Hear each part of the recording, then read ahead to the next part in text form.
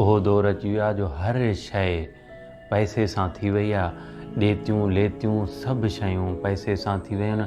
हर शइ जो नैमुल बदल पैसो थी वियो आहे। उन जे करे हर माण्हू पैसे मेड़ण जे पोयां लॻी वियो आहे। ऐं पोइ इन्हे में माण्हुनि जाइज़ ऐं नाजाइज़ जो संदो ख़तमु करे छॾियो आहे। ऐं जॾहिं जाइज़ ऐं नाजाइज़ जो संदो ख़तमु थी वञे त पोइ थींदो इहो आहे त माण्हूअ जे अंदर जो सुख चैन फिटी वेंदो आहे। माण्हुनि जे रातिनि जूं निंडूं उॾामी वेंदियूं आहिनि, छो त नाहक बेवाजिबी हमेशह अंदरां ई अंदरां विढ़ंदी आहे।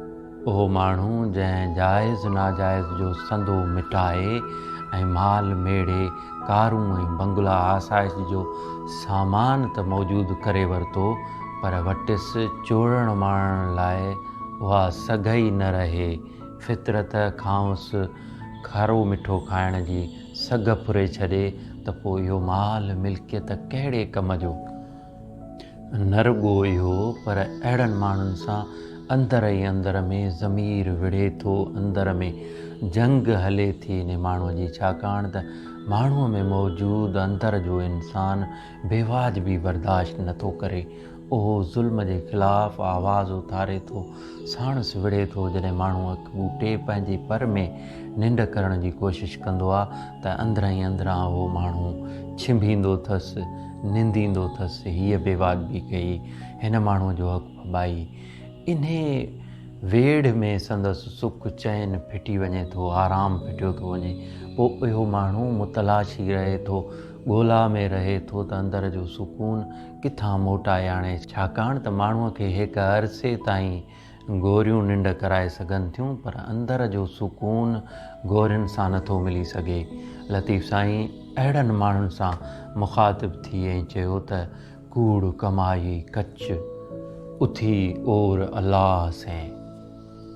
कच ऐं कूड़ कमायो अथई, काओ कमायो अथई, हीरो ऐं सोन न मेड़ियो अथई, सॼी हयातीअ में बेवाजिबियूं कयूं अथई, हाणे उथी ऐं और अंदरि पंहिंजो अलाह सां और।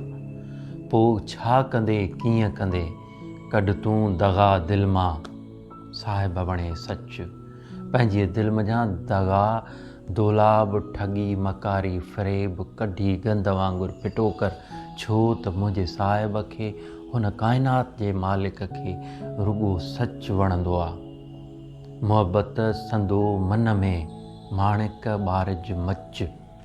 पंहिंजे मन में मुहबत जो मच ॿार त जीअं तुंहिंजो अंदरु रोशन थिए, तुंहिंजे वजूद जे वर्क ते जेका दज़ मेर चढ़ियल आहे उहा लहे।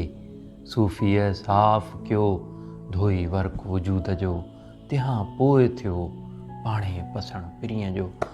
त ईअं ई पंहिंजे अंदर जे वर्क खे मुहबत जो मच ॿार, जंहिं तंहिं कख पन माण्हूअ मिरूअ सां मुहबत जो रवैयो अपनाए त जीअं तोखे अंदर जो सुकून मिले। इन पर उथी अचु त सौदो थियई सफ़रो। सफ़रो यानी सफल थियणु, कामयाबु थियणु। सौदो सामान इन पर सां जेका ॾेती लेती कंदे, पर यानी तौर तरीक़ो, रस्म रवाज, इन्हे तौर तरीक़े सां यानी दगाऊं कढी, दगाउनि जी जाइ ते मुहबत जो मच ॿारे ऐं पोइ तूं जेका बि ॾेती लेती कंदे त उहो तुंहिंजो सौदो कामयाबु सौदो हूंदो। इहो वापारु, इहो जेको वणिज तूं वहाईंदे, उहो तुंहिंजो कामयाबीअ जो रस्तो आहे। ऐं पोइ तोखे अंदर जो सुकून मिलंदो ऐं तूं आसाइश वारी ज़िंदगी माणे सघंदे, सुख ऐं सुकून जी निंड सुम्ही सघंदे। कूड़ कमाई कच उथी और अलाह से। कढ तूं दगा दिलि मां साहिब बणे सच।